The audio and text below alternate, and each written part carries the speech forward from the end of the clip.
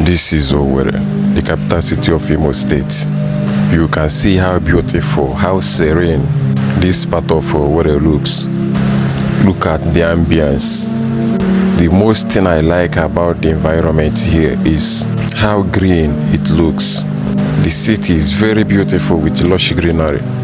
The planting of trees, carpet grasses makes Owerri look very unique. When you are in this part of Owerri, you will feel like you are in abroad. You will enjoy the same environment, the same vibe, the same atmosphere. There are so many other beautiful parts of Owerri, but I prefer this particular part of Owerri because of how beautiful, how neat, how serene it looks with lush greenery. The road connectivity in this area is top-notch. Everywhere is beautifully planned. In fact, the governor that planned this area of Owerri, this particular part of Owerri, already did a good job.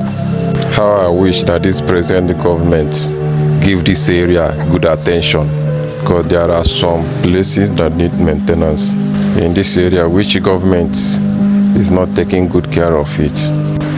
Besides that, this area is very beautiful.